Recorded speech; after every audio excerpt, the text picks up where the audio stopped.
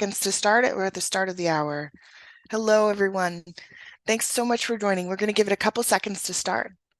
But thank you very much for joining us today.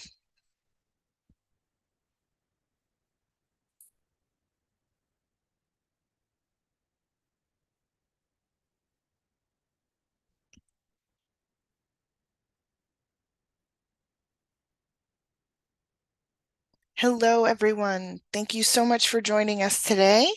We're going to give it maybe about 5 more seconds and then we'll get started on our webinar. Thank you for coming.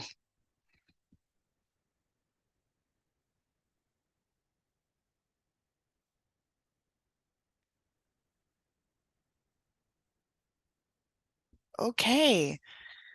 Thank you so much for joining us today and good morning. We will have simultaneous interpretation and you can activate it in the bottom Zoom bar, activating the language of your preference. This event will cover the role of the United States in the face of loss and damage in its territory, as well as the Latin American region. During this dialogue, the challenges associated with climate change in the region in terms of accessible economic funds following the creation of Loss and Damage Fund will be shared. The dialogue will generate ideas regarding the need for action in the U.S. and how the U.S., Latin American, Caribbean CSOs can contribute and collaborate on action plans. We invite you to use the question tool to send us your questions, and we'll start the presentation on human rights in the framework of climate justice. I'm delighted to introduce my colleagues on this call today. Marta Devia Grisales is a woman from a peasant family, and she is a social and environmental activist, a member of the Environmental Committee of Defense of Life, where her volunteer work focuses on the defense of human rights and the protection of territory. Marta has been a member of the DESC network since 2019 and is a unionized teacher with FECODE, one of the strongest and most influential unions in Colombia. I leave it with you, Marta.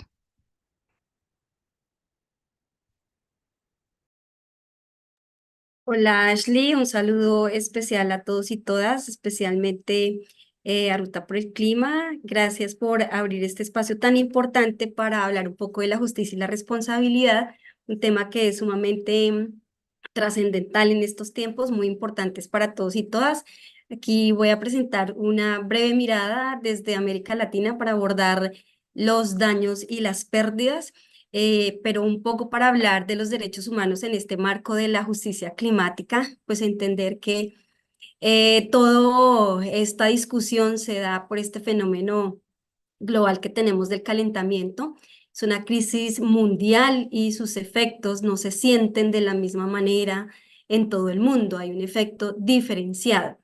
Un poco para entrar entonces en el contexto de los derechos humanos en el marco de la justicia climática, me parece sumamente pertinente hablar de qué es esto de la justicia climática. Y pues básicamente la interpretación que hacemos desde las organizaciones de base es que son todos aquellos mecanismos nacionales, internacionales, todas aquellas regulaciones que nos permiten de alguna manera resarcir, reparar, mitigar, subsanar o frenar todas estas o algunas de estas afectaciones de las comunidades y que son derivadas justamente de la crisis climática. Esta justicia climática lo que busca es garantizar que los más afectados por el cambio climático tengan acceso a la justicia, a la reparación, a la remediación en el caso que sea posible, porque bien sabemos, como imagino que se dará en la discusión posterior, que hay daños que definitivamente son irreversibles e irreparables. ¿Esto frente a qué? Frente a esos impactos negativos, como ya lo dije, del calentamiento global. Entonces hay una inminente necesidad por la equidad y por enfrentar esta crisis. Sin embargo, aunque a nivel nacional y de los países latinoamericanos, así como a nivel internacional, existen diferentes marcos legales para la justicia climática, tratados internacionales y regulaciones que buscan proteger el ambiente para promover justamente la equidad y responsabilizar, en este caso, pues a los responsables, específicamente hablamos de el norte global y estos actores corporativos empresariales, vivimos de todas maneras una suerte de violencia climática o injusticia climática. Y esto sí que lo hemos vivido los pueblos latinoamericanos, una región profundamente afectada por la crisis climática, justamente por algunos aspectos diferenciados como posiciones geográficas, el desarrollo social, económico, cultural. Nosotros nos hemos enfrentado durante mucho tiempo y seguiremos haciéndolo a pérdidas y daños que son derivados de estos climáticos que son devastadores. Eventos que algunos son directos, algunos son inmediatos y otros que son paulatinos, que de alguna manera necesitan también organizarse, categorizarse para entender cómo se dan estos impactos sobre nuestros territorios, porque también entendemos que estas afectaciones afectan a millones de personas, no solamente en Latinoamérica, sino en todo el mundo. Entonces, hablando un poco de la injusticia climática, ¿qué significa esto? La injusticia climática y en relación a los derechos humanos significa perderlo todo. Significa no tener tierra, por ejemplo, para cultivar cuando todos estos desastres agudos, estos desastres naturales que son provocados por este calentamiento, no nos permiten tener tierra para cultivar nuestros propios alimentos, para la seguridad, para la diversidad y para la soberanía alimentaria, pues definitivamente ahí vemos que hay un riesgo. Cuando hay pérdida de la biodiversidad, esta biodiversidad que es necesaria también para mantener la calidad del aire, del agua, de los suelos, para mantener el ciclo de los nutrientes, de la fertilidad del suelo. Perderlo todo significa no tener agua potable, como pasa en muchos de nuestros pueblos latinoamericanos, no solamente a raíz del calentamiento, sino por otros proyectos que también se implementan en nuestros territorios, específicamente de los proyectos extractivos. Perderlo todo significa no tener tampoco aire limpio que respirar, es decir, no tener lo que Naciones Unidas declara el año pasado, un derecho a un ambiente sano y sostenible, un derecho que es fundamental para la realización de otros derechos, como cuáles, como la vida, como el derecho al desarrollo, como tener el derecho a la vivienda, al territorio, a la salud, a la educación, a la cultura. Entonces, como es evidente con esta breve contextualización, la crisis climática pues afecta directamente los derechos esenciales. Esa es la relación que hay, porque se generan condiciones extremas como sequías, inundaciones, la pérdida de la biodiversidad justamente por esta agudeza de este comportamiento climático, que de alguna manera hace que los países en desarrollo no tengamos esa capacidad y las personas tampoco tienen esa capacidad para satisfacer sus necesidades básicas, lo que eleva estas problemáticas de injusticia social y de inequidad. Em, para responder un poco entonces a la pregunta, ¿cuáles son estos impactos desproporcionados de la crisis climática que enfrentamos en América Latina y el Caribe? Y profundizando un poco, pues me gustaría mostrarles estas cuatro elementos, aunque hay otros factores que tienen una relación directa con los derechos humanos y la justicia climática y que son importantes reconocer estas afectaciones diferenciadas. Y es que en nuestros pueblos, pues tenemos muchas comunidades costeras, islas pequeñas, que son muy vulnerables por el aumento del nivel del mar, que han sido azotadas por huracanes, por ciclones, eventos climáticos extremos que hacen que las comunidades no tengan la capacidad eficiente, efectiva y rápida, ni tampoco los medios económicos para poder enfrentar estas pérdidas y estos daños ocasionados. Por otro lado, tenemos pueblos latinoamericanos ricos en comunidades indígenas, en comunidades campesinas que trabajan la tierra, en comunidades tribales, y sabemos que ellos dependen de su estrecho relacionamiento con los bienes naturales para la subsistencia tanto biológica como la subsistencia cultural. Y aquí vienen otras categorías en este fenómeno que llamamos las pérdidas económicas y no económicas. Estas comunidades se ven afectadas negativamente en sus medios de vida, en su agricultura, ya no pueden tener acceso a la caza, a la pesca, se alteran sus costumbres, el turismo en algunos casos, hablando de las zonas costeras, también en las comunidades indígenas, pues se afectan su identidad ancestral y sus prácticas tradicionales. Como un ejemplo de eso tenemos mucho territorio de La Guajira, en donde tenemos comunidades indígenas guayú que debido a todos estos problemas de la explotación de carbón, pues han perdido lo vital y son esos elementos naturales para ese relacionamiento espiritual. Somos países en desarrollo y esto hace que seamos más vulnerables debido a la menor capacidad que tenemos para adaptarnos y para responder rápidamente a los impactos, como por ejemplo la escasez del agua, la disminución de la producción agrícola, daños en la infraestructura que de alguna manera también hace que se aíslen o se detengan algunas dinámicas econ económicas de algunas comunidades. Por otro lado, pues hay poblaciones específicas como las mujeres, los niños, los adultos mayor, que son a menudo los más vulnerables a estos impactos del cambio climático debido a factores socioeconómicos, culturales. Las mujeres tienen unos roles específicos que hace que sobre ella recaiga también mucho de la presión. Ellas son las encargadas de administrar o de gestionar estos bienes naturales de la agricultura, del cuidado, y esto las expone a unos riesgos adicionales cuando estos recursos se ven afectados justamente por el cambio climático. A continuación, pues quisiera mostrar rápidamente algunos ejemplos de los daños y de las pérdidas en América Latina de una manera muy sucinta. Nosotros hemos sido azotados, nuestros pueblos latinoamericanos han sido azotados por huracanes y por tormentas que han de alguna manera se han intensificado justamente por este fenómeno climático. Tenemos huracanes y tormentas que han afectado países como México, Puerto Rico, los países de Centroamérica, el Caribe, inundaciones que han afectado y causado pérdidas materiales y humanas, deslizamientos de tierra, incendios forestales, sequías. No les voy a profundizar porque sé que el tiempo es muy corto, pero además de estas afectaciones de la crisis, también me parece importante mencionar que la industria extractiva agudiza la crisis y afecta directamente a los territorios. Aquí dos noticias muy concretas. Por ejemplo, en Venezuela, en el informe de Clima 21 advierte que al menos 30 de los principales ríos en Venezuela están afectados por la minería.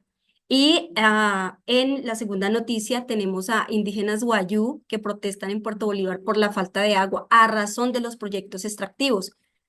En ambas, las comunidades pierden la tierra, pierden el derecho a lo elemental, a lo básico, a lo mínimo vital, como es el agua, conflictos que se dan justamente por ese elemento tan importante, afectaciones a la salud, comunidades que no tienen ningún beneficio. Los beneficios ya sabemos que son para otras industrias y otros sectores, sin inversión en educación, en salud y en sus economías, y han perdido la manera esencial de relacionarse.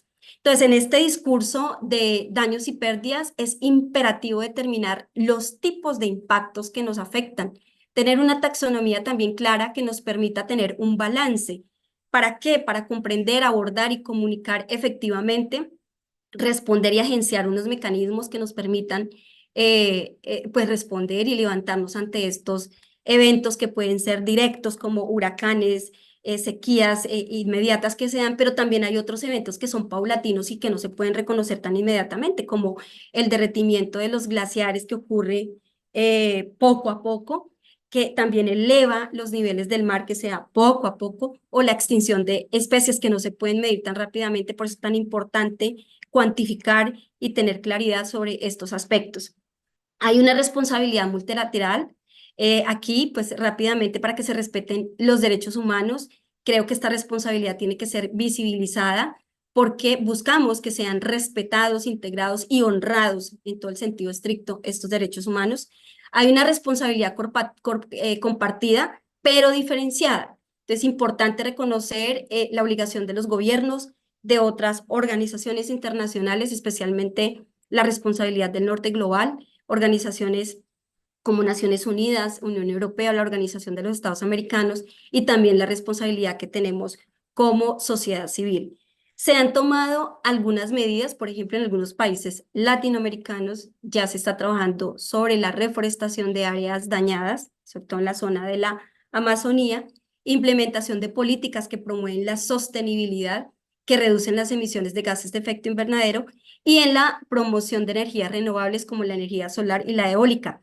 Aquí lo preocupante del asunto es cómo nos vamos a alistar también para esta transición energética, porque sabemos que ya hay mapeos internacionales y globales que han determinado en qué parte se encuentran, en qué parte de Latinoamérica se encuentran esos elementos que son necesarios para la transición. Entonces, creo que aquí hay que pensar también fuertemente en no seguir perpetuando esta violación sistemática a los derechos humanos y al ambiente y pensar en cuál es el relacionamiento y la responsabilidad que tienen estas grandes corporaciones de respetar los derechos humanos y la forma como ejecutan sus proyectos en muchos de los territorios. Con esto cierro y agradezco mucho la atención.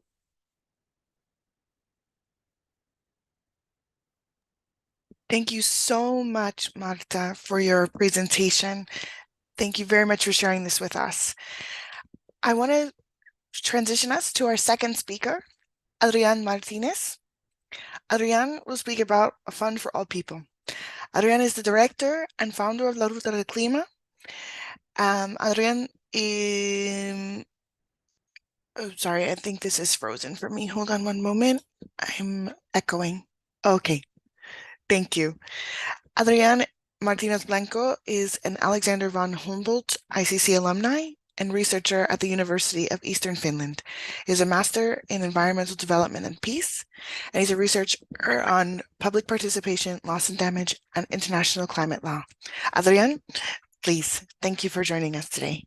No, thank you and everybody in the panel and in the audience for taking time to join and have this experience of sharing of knowledge between all of us. And I guess when we talk about loss and damage and you just Google it, the first thing that you'll find out is the loss and damage fund that was created recently and that is somehow slowly being operationalized. And it's a fund that is supposed to, in some manner, find ways to address the issues that Marta has been saying. But it's a fund that in itself is not exactly what was being asked by communities or what we need in general. And not what would expect, especially if you go to a community and talk with anyone in the community, would be specifically what they needed. And this is because, I mean, the loss and damage fund, first of all, it is also a mean not only to provide grants, but also a means to provide loans. And if you go to a community that is being severely impacted by loss and damage, there is no way they require loans. And usually, for example, in the municipalities where these communities are located, they have no resources to be indebted any further. And that is very true for Latin America in general. Even in my own country, there is no way you can get indebted for any sort of item that you want in terms of development or safety or health or education in general. So this is one of the first obstacles that we have. The other one is that it is a fund that is not based on obligations. So we saw, for example, with the initial pledges, and this is one of the things that, despite what Marta was saying, that the US, for example, is responsible for about 25% of the emissions, historical emissions of carbon, or, for example, if we check Oxfam's recent publication, it would say that the global north is around responsible for 92% of our cumulative carbon emissions historically. So when you see how much that was the contribution by the US, it's 17 million to start the loss and damage fund. That is very small. That is probably one or two bridges built in a community. And that is something that then we have to think also when we talk about a fund for all people. So we're thinking a fund for all communities that are vulnerable, for them to access this fund in a manner that is easy, in a manner that respond to their rights and to the obligations that transboundary environmental harm creates for states. And that is something that is being developed, for example, and being asked in the Inter-American Court of Human Rights. Do countries have a right and an obligation to provide loss and damage, or to address loss and damage? And do people have a right for reparations? And that is something that we must be very focused on, especially now that the loss and damage fund is being further developed, because the criteria and guidelines is the things that are being developed right now or should be developed this year. And this may or may not exclude communities such as the ones we're talking about in Latin America in general. Because if you see the new vulnerability index on the UN, Latin America is not found to be vulnerable, despite, for example, what you see on the ground. I was recently in Cedeño, in Honduras, visiting communities in the region of Marcovia, and I mean, you could see damage, and they were talking about damage to the coast that happened. I mean, you Google in news happened in 2016 and on, and especially in the town of Cedeño, at least 1 square kilometer of the town was swallowed by the sea due to storm surges and coastal erosion. And that basically destroyed the whole economy of the town. And what you find in many of the families is malnutrition and poverty, because there's no longer an economically feasible community, or it's very hard to develop an economic activity there. And that is also part of climate change. And the degree of aid or reparations specifically that they require, and the access to funding it's huge, and it is beyond what me as an NGO could imagine to provide. And even their own governments have already tried to estimate how much would it cost, and they are unable to fund it. There was a Japan-funded study about how to restore the community to what it was, and it is extremely expensive. So what we're talking about in the need of community is big. It's a fund that should address the needs that are not only emergent but are urgent. And that is something that I don't think is being reflected in the international community now. What you see in communities that are in the front lines of climate change, be it in Central America or in other regions, it's structural violence that leads to a dysfunctional society that then places people in need of humanitarian aid. So it begins from having an issue that you could tackle with loss and damage, but it's left so many years. For example, the issue that I'm talking about in Cedeño, if you see the news, you get it reported from 2016, 2018, 2020, 2022, and nothing is done. People are just left there with no resources, no water. Their school being swallowed by the sea, for example, a 350 student school just destroyed by the sea. The hotels that were there for the tourist economy just destroyed by the sea. So what are they supposed to be left after so many years of an ongoing, slowly developing climate impact if there is no aid? So when we see, for example, issues that are being talked about, human mobility in these issues related to loss and damage, one has to think if it is being addressed sincerely. Because, for example, the US pledged 17 million, but just the Texas governor is pledging 10 billion to build a military base in the border, despite, for example, the US already having a military base in Honduras. So how can you balance this out? How can you pledge $96 billion for wars, but 17 million just to start a fund?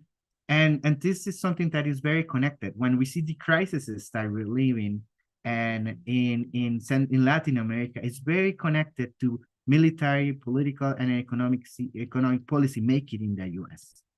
And despite we don't want it, for example, I was thinking today, and for so long, the US has said that Latin America, with the Monroe Doctrine, is their backyard.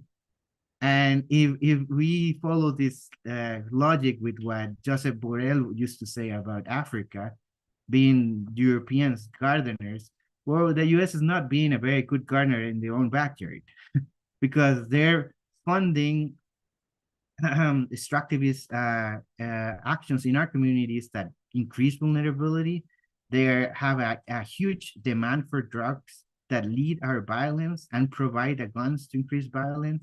And then the huge emissions of the economy that that the US is placing is increasing the risks that we have in our own communities. And most people don't want to leave. I talked with a carpenter in Cedeño, and he said he spent 10 years in the US and he came back because he wants his kids to grow up and go to school and stay in Honduras. But then he's also talking that he's working in Ruta to build houses for tourists and expats from the US. And in Ruta, they do have water, they do have recycling, they do have trees, they do have houses, but he lives in Cedeño where they don't have that. So how could then you start not putting the pieces together that there is something wrong in the economic exchange between our region and the US that is generating chaos? And that is something that it is unable for us to solve, for my colleague Carpenter in Cedeño to solve, because this is political, socioeconomic policies made in Washington. So this is one of the key issues that we are here talking with our US colleagues, because we're just hitting a degree of crisis where in some US politicians' words, they're facing an invasion from Latin Americans, but at the end, we're facing just a destruction of our land. So there has to be some way to find a means to fix this socioeconomic crisis that is basically defined by the economic model that we have. And that is only can be done with an honest and political driven dialogue between Latin America and the US.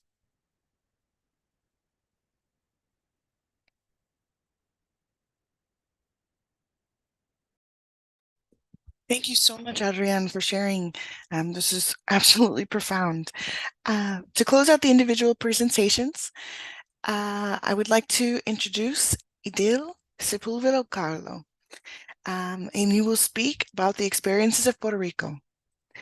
Idil is the founder of the Puerto Rican Alliance, PRA, a national advocacy organization which builds bridges between the Puerto Rican community leaders and federal lawmakers through an educative, anti-colonial, and social justice lens.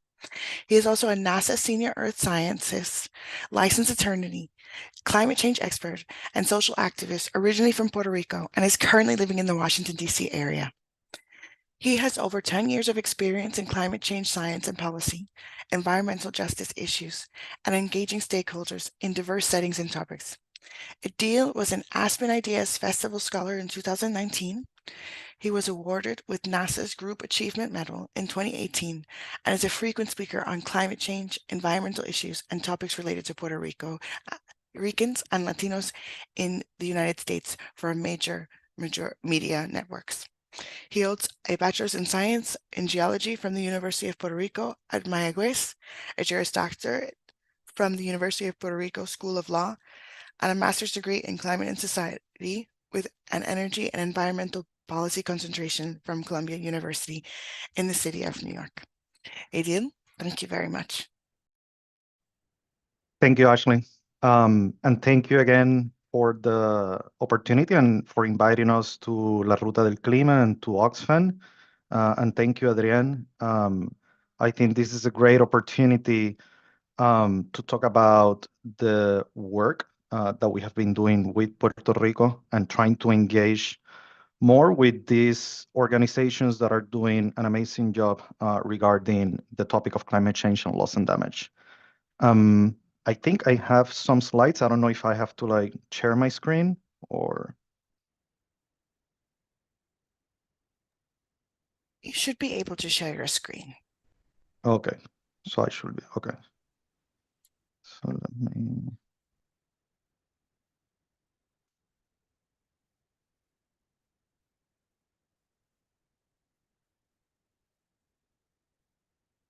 Can you see them, the slides? Okay, perfect. Yes, thank you. Thank you. So again, thank you for the invitation. I'm going to be talking about the work that we do with the Puerto Rican Alliance. We had an opportunity to meet with Adrián, La Ruta del Clima, Oxfam stakeholders a couple of months ago in Washington, D.C., and connecting on this topic that is kind of like new, at least for the work that we have been doing, the Puerto Rican Alliance, regarding the loss and damage. So for, I would say, like 5, 6, 7 years, especially since Hurricane Maria affected Puerto Rico in 2017, we have been doing this work of engaging and connecting civil society groups from Puerto Rico to decision makers in Washington, D.C. We have been focusing more on the domestic policy aspect of the relationship between the U.S. and Puerto Rico. We're going to be talking about this a lot because when we talk about climate change and loss and damage, especially regarding Puerto Rico, there is a political aspect that we have to talk about, and it's that colonial relationship that exists between Puerto Rico and the US. So we have been focusing more on that domestic policy aspect and doing the work in Washington, D.C., instead of the international aspect. But we're more than happy that we have this opportunity to engage with other organizations that are doing this work in Latin America and internationally. And we would love to collaborate and see potential collaboration areas with these organizations. I'm going to be using a couple of slides that I used recently in a presentation that I gave at the University of Puerto Rico School of Law. It was a conference on disaster resilience organized by the American Bar Association. So that's the association that regulates lawyers in the United States. And there was a lot of presence of federal government agencies like EPA, FEMA, there in Puerto Rico to talk about what have been the lessons learned, especially after Hurricane Maria disaster in Puerto Rico. So I'll be using a couple of slides that I used there and try to focus it more on this topic of loss and damage. But I was very interested in what Marta and Adrián were talking about. I totally agree. And you were mentioning, Adrián, a couple of figures about money and all the money that is allocated by the US, for example, to wars.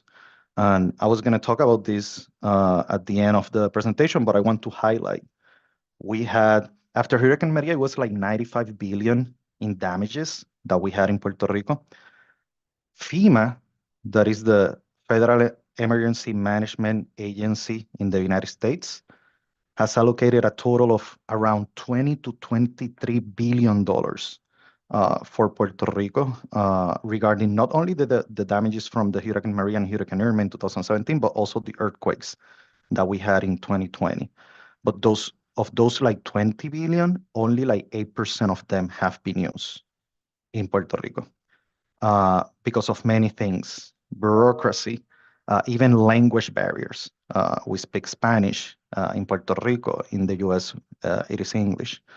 But contrast that 20 to 23 billion to the 70+ billion public debt that we have in Puerto Rico, that is really a colonial debt. And then you can compare that to the $75 billion that the US has given to Ukraine for war in just less than 2 years, $75 billion. And they're asking right now, it is the biggest conversation right now in Washington, D.C., is a package of $60 billion more on military aid to Ukraine. So that's 75 billion already, 60 billion more, and we have only received 20 to 23 billion for the damages of Hurricane Maria, Hurricane Irma, earthquakes, and only 8% have been used. So just quickly over this, why we need to take climate action. So the US experiences $1 billion weather disaster every 3 weeks. And it is the southern states, obviously, because most of these damages are coming from tropical cyclones that are having the biggest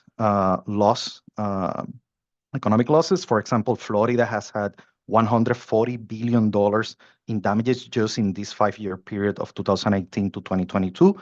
But we're going to be focusing in the case of Puerto Rico here.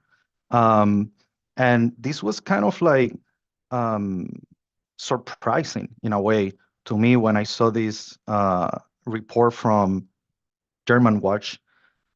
It was the Global Climate Risk Index of 2021 that ranked Puerto Rico as the most vulnerable country in the world to climate risk, in top of very vulnerable countries like Myanmar, Haiti, Philippines. And just to have an idea, we have been receiving, as I mentioned, a lot of federal funds from the U.S. To deal with the disasters, but still that hasn't, in a way, help kind of like the poverty rate that we have in Puerto Rico. The poverty rate is very huge if you compare it to other states in the United States. So we have a poverty rate of more than 40%, and almost 60% of the Puerto Rican children live in poverty. I just wanted to add this. This is some of the information that I work as a climate scientist. So more than happy to talk a little bit more about this, but I know, Marta, you mentioned some of this of what we can expect in the future relating to climate change impacts. This is especially focused in Puerto Rico, but is kind of like the same that we can expect for most of the Caribbean. And is Puerto Rico and the Caribbean is projected to become warmer and drier as we move to the future. So we expect more prolonged and severe droughts that are going to be intercalated by extreme precipitation events, most probably from tropical cyclones and very intense tropical cyclones. And moving to the end of this century, it is sea level rise, the one issue that is going to be pretty impactful and concerning for Puerto Rico and for many of the island states in the Caribbean. We can expect that in the high emission scenario, up to 7 feet of sea level rise over what it is today, we could have in the region of Puerto Rico. And obviously that will represent major impacts to the economy and to the life of Puerto Ricans and other people in the small island states. I'm going to go quickly over these two studies. There's so many studies that came out of like after Hurricane Maria in Puerto Rico, but this just to highlight some of the challenges and solutions. So corruption is a big challenge that we have in Puerto Rico, also relying on the dependence on government aid that basically didn't come after Hurricane Maria. And then this other one, that it was an interview with community leaders in Puerto Rico, and they highlighting the importance of community-based organizations and the diaspora in the response to the Hurricane Maria disaster over local, state, and federal government. And I just wanted to highlight kind of like the framework that we have of community activism and the work that we have been doing. And this has been engaging with many community leaders in Puerto Rico, but also with a lot of organizations in the US, like Oxfam, doing what we call this three-way framework that is education, advocacy, and direct actions, doing panels, conferences, symposiums, mainly in the universities in the Eastern US. Also doing advocacy. We do a lobby week every year around the time of the Hurricane Maria anniversary, that is like September 20th, to lobby around the topic of just recovery for Puerto Rico, but also other topics like decolonization and food sovereignty, and also the direct actions to push for the changes that we have. And this is a letter that I included here. I could talk more about in the discussion about a community-based organization that some of you might have heard that is called Casa Pueblo. And this letter that we drafted to them that was sent to Speaker Nancy Pelosi. Then Speaker Nancy Pelosi, in fact, visited this town in the mountains in Puerto Rico and visited Arturo Masol, that is the director of Casa Pueblo.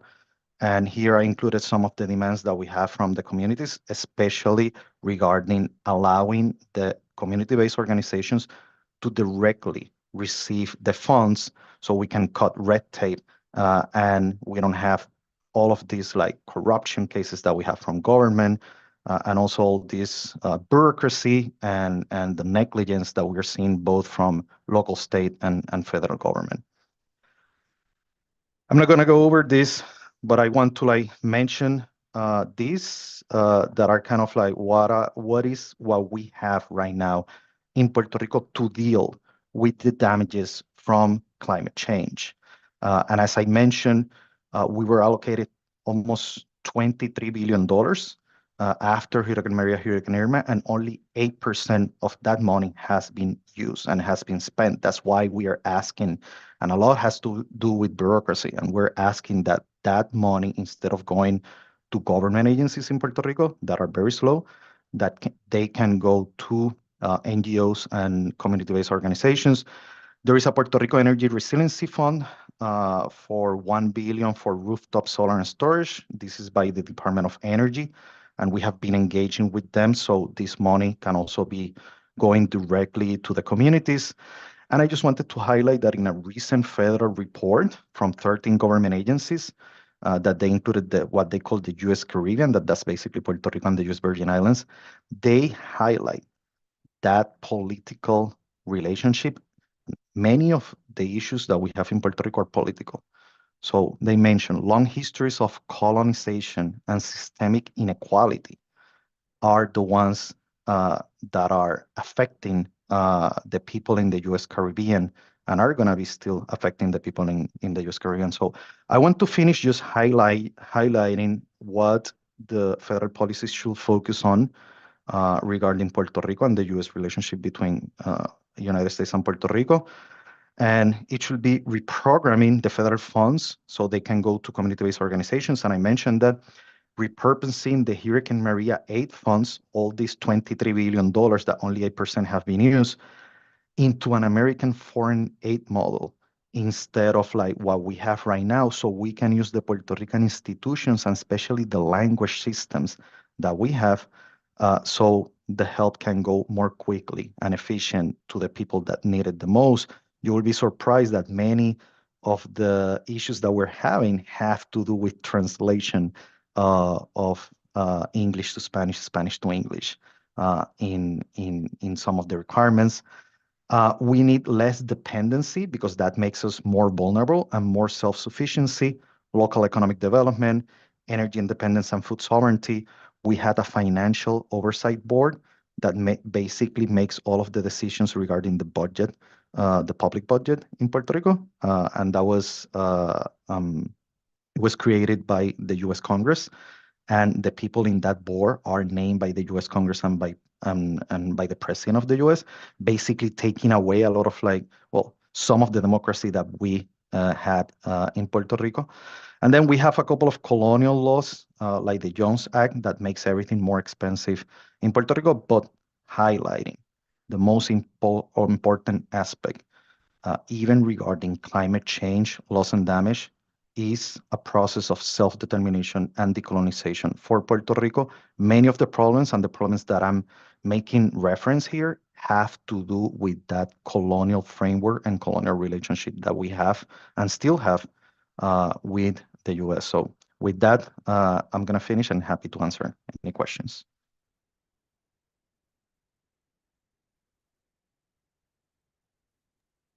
Thank you so much for sharing this. It was absolutely incredible, and the data was tremendous to see. I would like to take a moment to introduce two additional speakers with whom we'll have an open discussion. And again, we invite you to leave your questions in the questions and answer tool if you have questions for our previous presenters or upcoming ones now. But please allow me to introduce Analia Schleger dos Santos and Brandon Wu. Analia is an environmental justice-oriented youth program coordinator with MNIPL. Her work focuses on designing and running an ongoing youth program that is structured around youth leadership, advocacy, and environmental justice principles in North Minneapolis. She works with youth to implement energy efficiency programs and improvements in their communities and congregations. She also helps to bring youth to the state level to engage with environmental policies, such as the Green New Deal and other environmental justice policy work. Analia is a native of North Minneapolis and also spent a few years living in East Atlanta, Georgia. She grew up attending Redeemer Lutheran Church and Redeemer summer programs and adventure opportunities as a child and preteen. She's been a swim teacher for 7 years and spent time in Metro Atlanta YMCA and is currently at the Sabis Jewish Center, Community Center. Analia studies communications and public relations at the University of Minnesota and is a former HECUA environmental sustainability and social justice student. She's excited to be diving headfirst into community organizing engagement and connection healing, as well as learning her fifth language. Brandon Wu is dedicated to overseeing ActionAid USA's research, advocacy, coalition building, and campaigning work on issues such as politics and economics, land rights, biofuels, and more. He personally leads ActionAid USA's work on climate justice, approaching the problem of climate change from the perspective of sustainable development and rights of impacted people. His work in this capacity has focused on climate finance for developing countries, fairness and equity in global climate regime, and energy democracy in the global south. Brandon has served on the board of directors for Climate Action Network International, a network of over 900 NGOs in over 100 countries, and recently completed a 2-year term as the first elected developed country civil society representative on the governing board of the Green Climate Fund, a multilateral institution dedicated to funding adaptation and mitigation projects. We're so fortunate to have you all here today, and thank you so much for your time, your energy, and passion on this topic. And we're looking forward to a very rich conversation. I just want to take a second to look at the question and answers to see if there's anything here yet. If not, I'll dive in on mine. Colleagues, after these discussions and presentations, I'd love to hear a bit more about where you believe the role the United States is and should be, and what do you think the U.S. can do, should do, and needs to do with respect to these issues? Does anyone want to go first? Anali and I have coordinated a little bit, so I can take the first crack on this. And this question, I think, has been dealt with quite well by Marta, Adrian, and Edil. So I'll just add on a little bit, which is just to reemphasize the U.S. is the largest historical emitter of greenhouse gases in the world. Marta had a slide showing that China is currently the largest emitter, but that's on an annual basis, right? So what matters is the amount of greenhouse gases that have been put into the atmosphere over the last 150, 200 years, and the U.S. is by far the largest emitter. The U.S. is also, of course, one of the wealthiest countries in the world by any measure. And so we have really a unique responsibility to support communities around the world, in the U.S., also in the global south, in dealing with the impacts from climate change. Now, this isn't anything new, I think, for anybody here. That support can come in a few ways.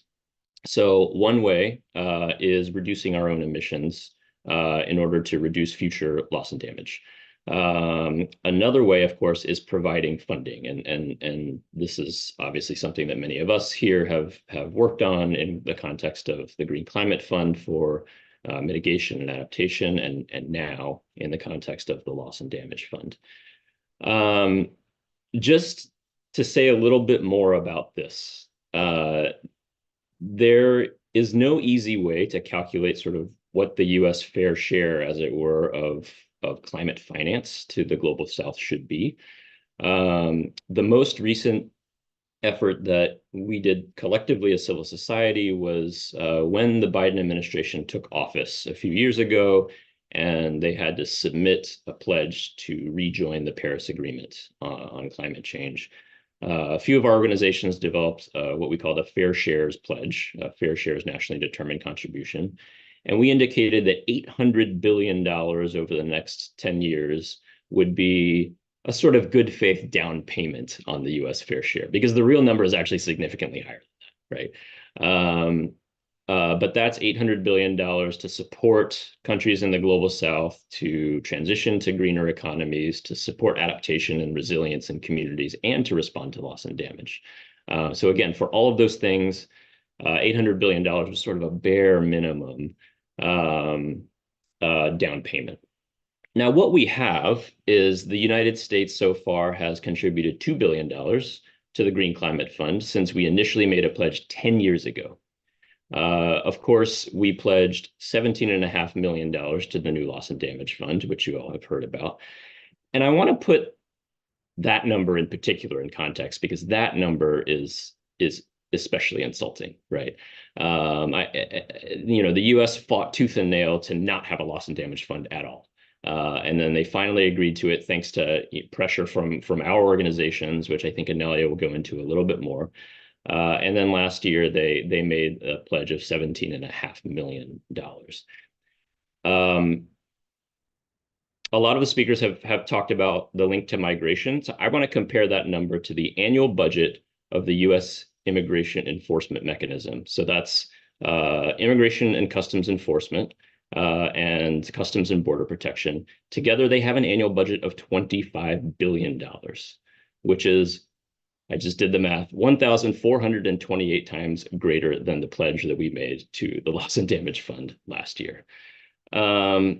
And Edil mentioned that, of course, the Biden administration is asking for another $60 billion for Ukraine to support a war there. That package also includes many, many billions of dollars for Israel, and it includes $13.6 billion more money for immigration enforcement in the United States. So that's split between ICE and CBP. It's in addition to that $25 billion annual budget. So not only are we pledging just a minuscule amount of money for loss and damage and also for mitigation and adaptation in the Global South, but we are just throwing around literally tens of billions of dollars for war and for detention and deportation of immigrants. And I want to, the last thing I want to say on this is that our migration policy in the US is also part of our fair share, right? Like, we have contributed to the conditions that are causing people to have to migrate all around the world, but in particular in our region. And part of the US responsibility should be a humane and just immigration system. And we're going in the wrong direction, right? Not only is the Biden administration trying to get more money into deportation and detention, they're also putting the asylum system under attack. And so, I should mention that in the loss and damage negotiations in the international climate regime, a lot of the focus has just been on money for the last couple of years. And that's been intentional. It's been part of this effort to get a new loss and damage fund and to get that fund right. But human mobility has also been part of the loss and damage discourse. And we need to make sure that we bring that back in. Obviously, it links directly to the funding question as well. But it's only going to become increasingly important, and it's another area where the U.S. has a huge responsibility, and we're not going in the right direction. Thank you so much, Brandon. That was fantastic. Nalia. Yeah, thanks, Brandon. I feel like I wouldn't even add that much to what Brandon just said, because yeah, I know that when it comes to the role that the United States plays in the rest of the world, we have a pretty individualistic conditioning within the United States. And so sometimes it feels like pulling teeth to try and get other folks within the US to understand that we have a responsibility and a commitment to the way that we show up in the rest of the world. And a lot of folks that I've spoken with within the United States don't really get that yet. So there's a little bit of, and I'll talk more later in the other questions about kind of like what we need to do as civil society organizations, but we first and foremost need to understand that the way that the United States represents us is actually a misrepresentation of what communities within the US are experiencing as well. And we are not representing, the sort of transitions that we need to make. We need to see transformational change happen when it comes to climate finance, to climate crisis, and other overlapping crises. And I think that the United States as a whole is not getting that yet. So there's definitely a large concern about the timeline. that it will take to shift us to that transformational change that we need to see. There's a lot of conversation that has to happen within communities here so that we can start to understand that we can play a role in shifting the way that the United States represents us or contributes to climate finance or doesn't. I think that there's a huge gap in understanding around just the extent to which the United States has driven the climate crisis. I just want to say a full stop there. I think that a lot of folks in the United States don't understand actually what the United States has done, what we continue to do, and the way that we are representing ourselves in negotiations, kind of what Brandon was saying. We have been against progress on loss and damage. And so, you know, part of what we've been doing here, even just in the state of Minnesota, is trying to get public support and congressional support in both the foundation of the Loss and Damage Fund, which was successful in 2022. But we have such a big gap that needs to be covered as far as understanding. And I think that the general public still doesn't feel like they're a part of the climate conversation. Maybe they don't feel comfortable in it yet, or just, you know, feels like it's not something for them. There's this understanding within the US that talking about climate is for activists only, when in reality, our communities here are experiencing, you know, some version of environmental harm, be it racism, access, education, whatever, you name it. But we have a large shift in understanding that needs to happen so that it can lead to action as well. So that's all I'll add for this. Thank you so much, Analia. I couldn't agree more.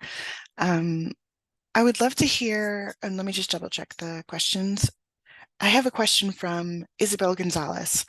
From your point of view, what is the best financial mechanism to unlock capital for resilience and adaptation for vulnerable communities? And how do you measure the impact?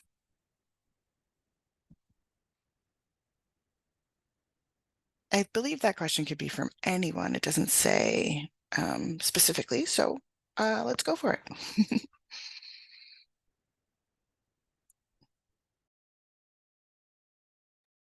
So maybe Brandon, you have more experience on the finance part, but I can also give a small opinion about it. Go ahead, and I can jump in. Sure. I think from the little experience that we have on financial mechanisms on climate-related issues, I mean, they're underfunded and very hard to get to. I mean, even for governments in Central America to make a proposal to one of these financial mechanisms of the UNFCCC is extremely hard. And you'd see that in the amounts that they are actually allocated funds for a region, because there's no technical capacity or there's no personnel to be able to make those complicated requests of funding, or there's no data to then support the climate rationale that you have to have when you make a project. So that's not necessarily into that is a structural challenge that, for example, if the Loss and Damage Fund wants to fund the most vulnerable countries or most vulnerable communities, it has to come to the reality that that's the reality of countries that actually need the money. And then the time it takes for the money to be dispersed. Well, you're not on the clock of financial mechanisms. You're the clock of people that have no water, no food, no shelter. So that's how fast it should be. That doesn't mean that it should not have transparency mechanisms, at least to my knowledge, should be modified to fit this reality. And yeah, that'd be my take.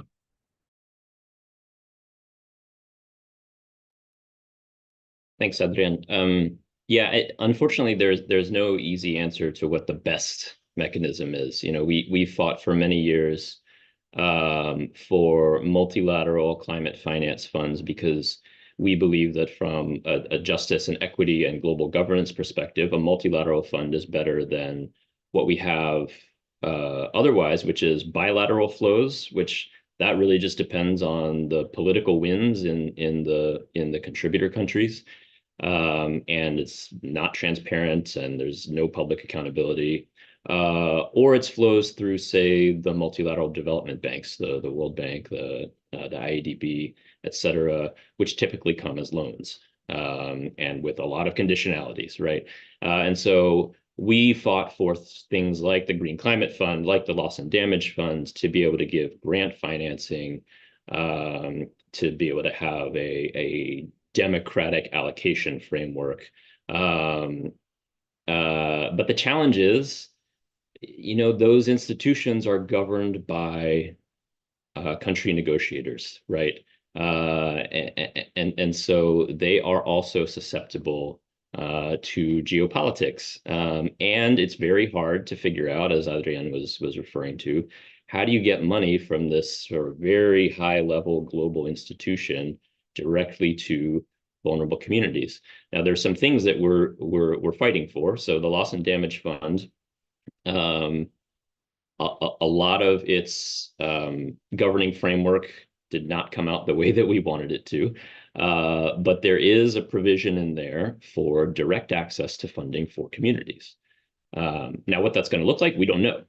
That's what is going to be one of the negotiations as the Loss and Damage Fund board begins to meet this year. And so we will need to be there to make sure that they take this really seriously, that communities really are able to directly access money without having to jump through a ton of hoops, right? And that has to be, obviously grants, right? No conditionalities. It just needs to be dispersed straight to communities. And we have a lot of work to do before contributor countries are willing to agree to something like that, right? Because they typically always want to have as much control over their money as possible, and so that is the struggle. But I think for many of us in this space, the best mechanisms are the multilateral ones, but we have a lot of work to do to make sure that they can actually be effective and reach the people who need the money the most. The last thing I will say is really just to reemphasize this point on grants versus loans. We heard the previous speakers speak a lot about public debt.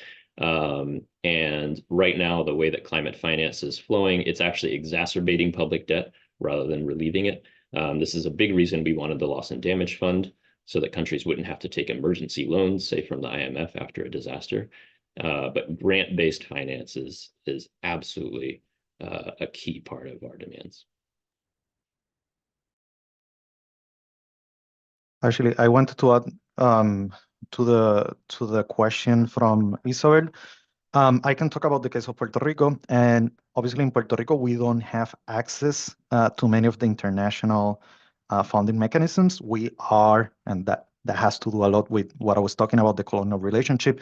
We are completely dependent on the US and what the US Congress does, but there is an example, a recent one, that could, I think, help pave the way in the future, and it's this. I didn't talk a lot about it. I just mentioned it, the Puerto Rico Energy Resiliency Fund. And that fund, we lobbied for it 2 years ago. And sometimes, and you might know, Analia, that is very hard to get something approved in the Congress and in the Senate. We got this approved in the Congress and the Senate 2 years ago. The Puerto Rico Energy Resiliency Fund is $1 billion for solar rooftop and storage for poor communities or poor households in Puerto Rico and people that have impedimentos, I would say in Spanish.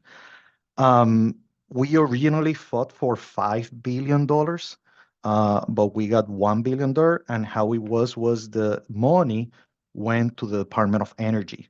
And the Department of Energy, for like a year, was visiting, including the Secretary of the Department of Energy, Jennifer Granholm. She visited 7 times communities throughout Puerto Rico to hear what was the best mechanism to give the money. And they ended up, the first half of that money, they chose 3.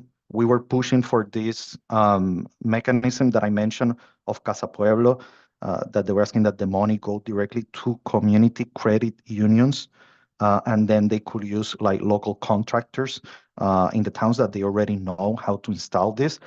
But half of the money went to 3 American companies that are going to be putting the solar panels and the batteries in the rooftops of households that are going to be identified by solar ambassadors that are NGOs that know the needs in the ground in these communities. And there is money also for educational purposes and everything. So it was just to mention that's kind of like ongoing right now because half of the money has already been allocated like this, but there is 500 million more that we're pushing so that community-based organizations can receive directly that money. So just to mention that.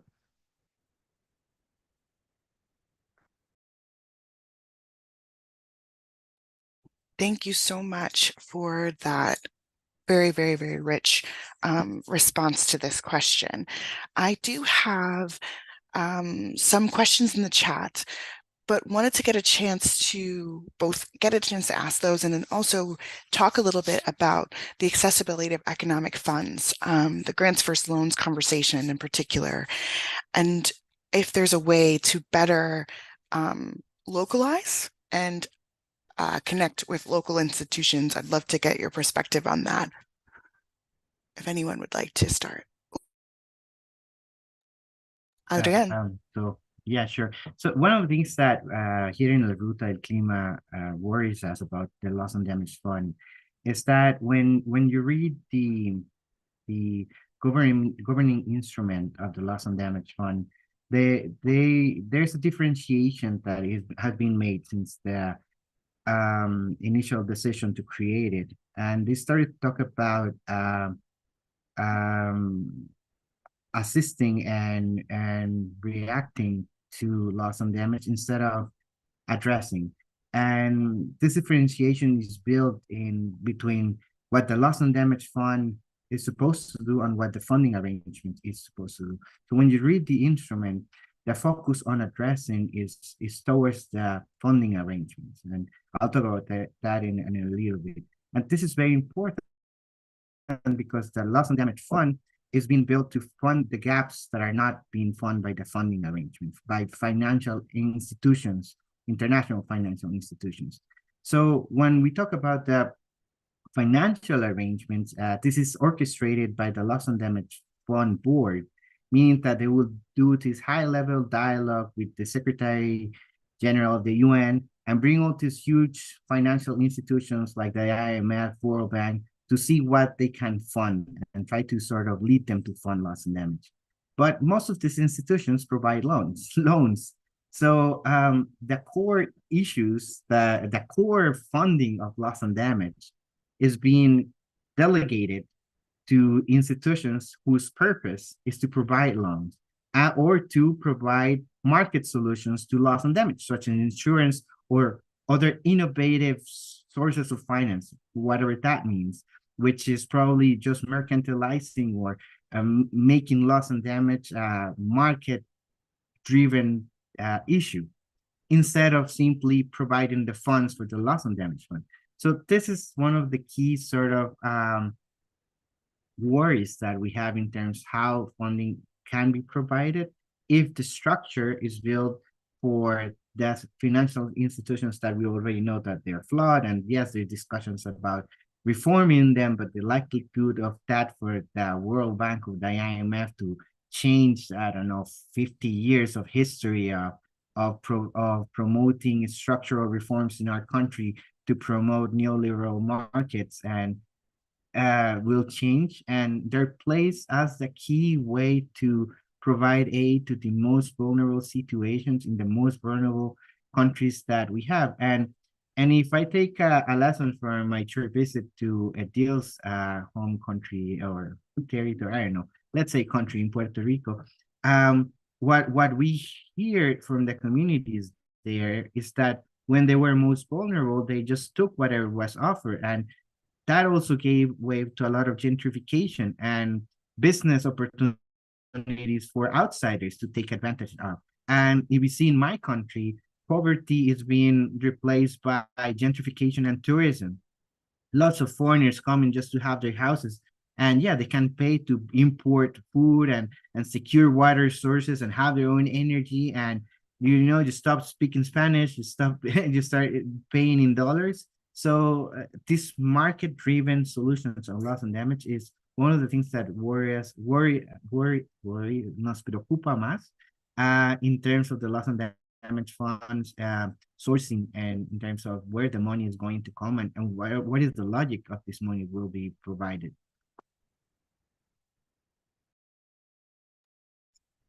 Thank you so much. Is there anyone else that wanted to take a stab at that question?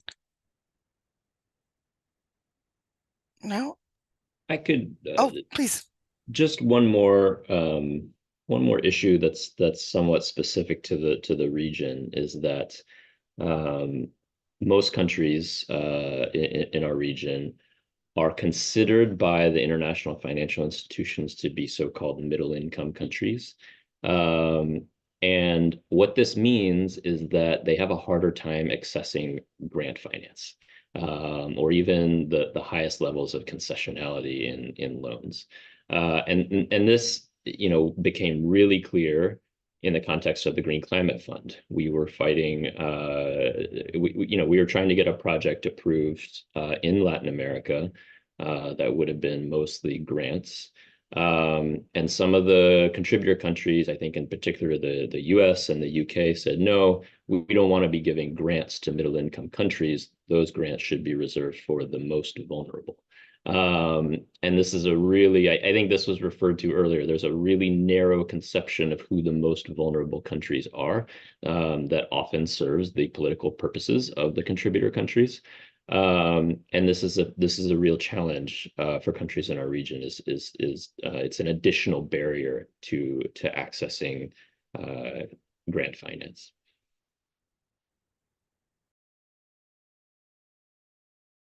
Thank you so much. Marta?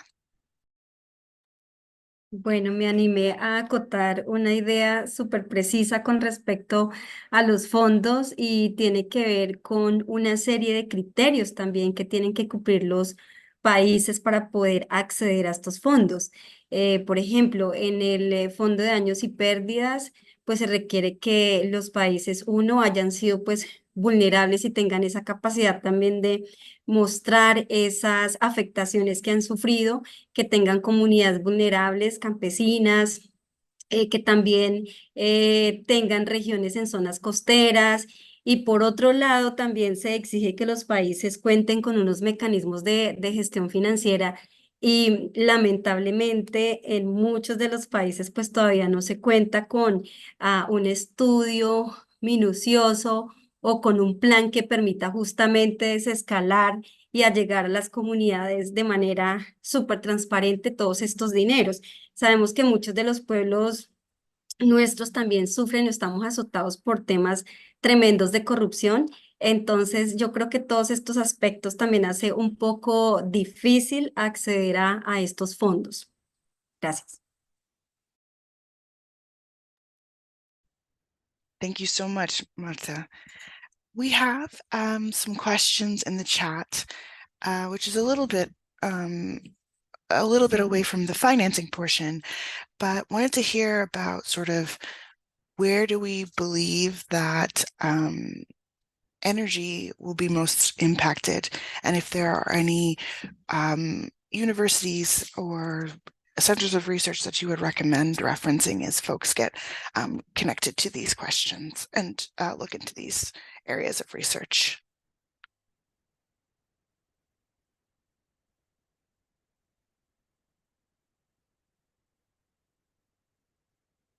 This is with respect to energy supply, and I believe in Puerto Rico, for the Puerto Rico case.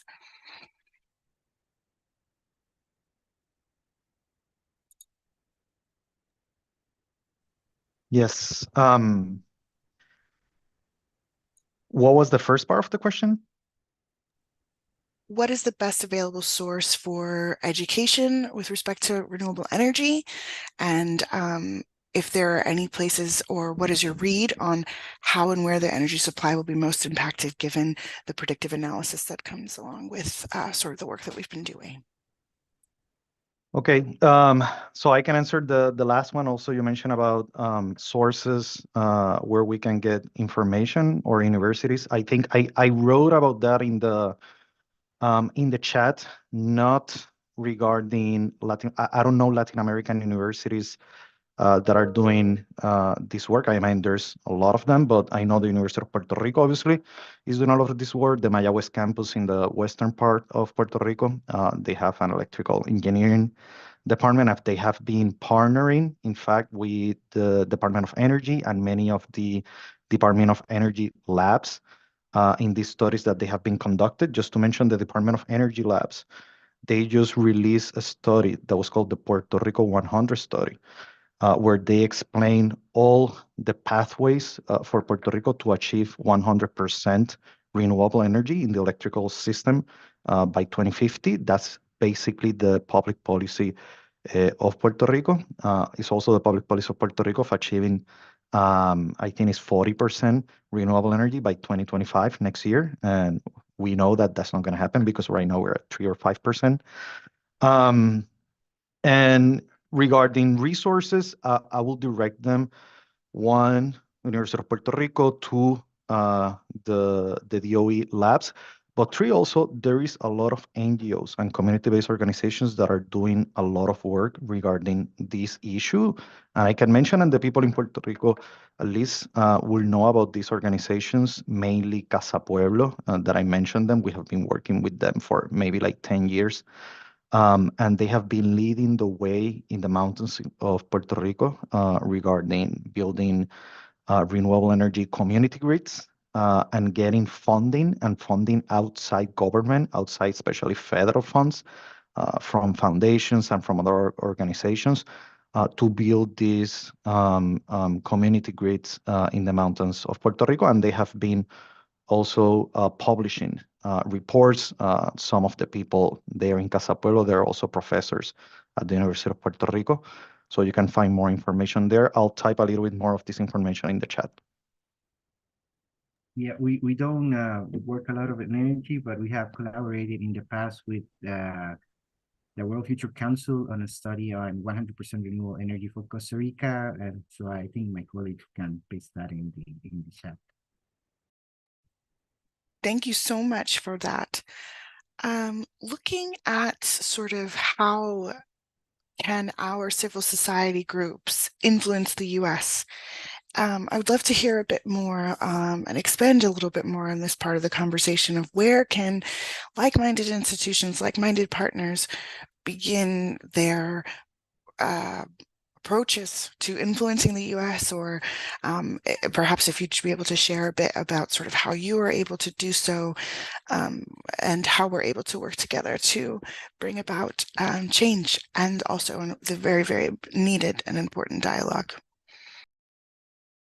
I can start if I may. So I've got a Please, list. thank you. I've got a list of ways that U.S. civil society orgs we can influence the U.S. But at least just for the organization that I work for, so Minnesota Interfaith Power and Light, we have been influencing faith communities here to grow the climate justice movement, but to also knowing that faith communities and faith leaders have a big part to play in influencing policymakers and decision makers globally. And somehow faith communities are right in every sort of policy and climate conversation. They seem to have positioned themselves well. But so we have gotten our network here to sign on to letters and to petitions supporting progress on and demanding progress on loss and damage. And we were able to get a congressional letter signed by Representative Ilhan Omar to establish the Loss and Damage Fund and to get the U.S. to stop blocking progress in 2022, which was awesome. But my list kind of goes from a perspective of young folks. Every conversation I'm in at COP, I've been to 3 COPs now. And every conversation that I'm in around, coalition and base building has essentially said the same thing, that folks are expecting youth to answer this call and to influence decision makers, especially the current administration in the United States is particularly susceptible to pressure in general, but pressure from youth and needing young people to secure votes and to be generally okay with what the administration is doing. Young folks are being asked to answer this call globally. So I think that the first thing that we need to be doing is to be influencing our policymakers. And that comes at the timeline of building relationships with said policymakers. As I kind of stated before, a lot of young people and a lot of people in community, at least in the conversations that I've had around all of this work, are still learning about who their local, representatives are. And so that is another process, starting to understand who you're supposed to talk to. So we need to influence our policymakers to enact some change and to take a specific stance, which is hard in some conversations, but one of the first low-hanging fruits that I would say. And then largely within the United States, we have to do a massive shift in narrative. So when I say shift in narrative, what I had mentioned earlier was that a lot of folks in the United States are not in the conversation around repairing harm globally, they're not in the conversation around climate crisis in their everyday, let alone the way that the US is affecting the rest of the world. And I think that Gilberto wrote in the chat saying that a study showed that US energy customers only spend 7 minutes a year talking about energy. The reality is a lot of people here are not talking about things that affect them. So we need a larger shift in understanding and in narrative. That's kind of the focus of the work that I'm doing with youth within the state that I live. Young people here are looking for a thing to click into and a way to engage themselves. And a lot of us are feeling like we're playing catch up, myself included. I felt that same feeling. I'm learning about everything as I'm going. So we need a big narrative shift within the United States. And then I think a part of that is that we need to start and continue conversations around US fair shares and loss and damage. So I think that those two conversations are intrinsically tied in with one another. We don't get to actually discuss loss and damage without accepting our fair share and our responsibility. The United States has a massive responsibility to address the harms that we've caused. In that, we need to be putting less money towards the wars of other countries and ongoing oppression of communities globally, and more money into reparation and repairing harm that our lifestyle and our emissions have caused, which is a controversial opinion in some spaces within the United States. But we're working to address what that messaging looks like, especially as it relates to reparations. A lot of people in the United States think that reparations is only, it is a different conversation here as it is in the rest of the world, which they are different conversations. But, the way I've been understanding this as a Black person within the US and as a Latin American person, my family's from Brazil, we have a duty as people living within the United States to look at the way that we are being in relation to the rest of the world. And I think that aspect of considering how we are showing up in relationship or not showing up in relationship is something that a lot of folks in the United States are either new to or are just not a part of that conversation. And then I think that civil society organizations have different audiences, responsibilities, lines of work, and means of access to a diverse set of communities.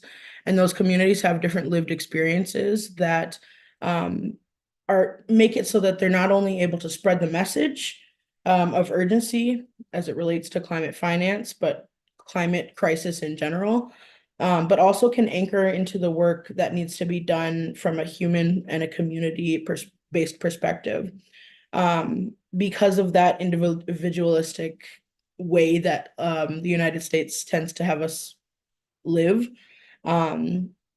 because we have different conversations and different lines of work, we have an opportunity to influence those that we are in relation with so that we can start to come together on a larger basis as a nation and start to repair some harm globally. And then the last thing I'll say is, I don't say this as any sort of defense, but I'm starting to notice, as somebody who's still new to the loss and damage conversation, that there's states within the United States that are doing work to make progress happen. Minnesota, for example. But then the rest of the US is not, we're not doing things in a unified manner, I would say, which I think has really harmed progress. For example, the Minnesota passed 100% renewable energy by 2040 last year. I'm not saying this to, say, yay, go Minnesota, but I think part of the way that civil society organizations can influence the United States is that we can actually make good on our commitments and the things that were supposed to have been done by yesterday. And involving community in the implementation of progressive bills and lived experience as it relates to how we make transformational change. We can actually make good on our commitments and see some transformation happen. That's all I'll say for right now.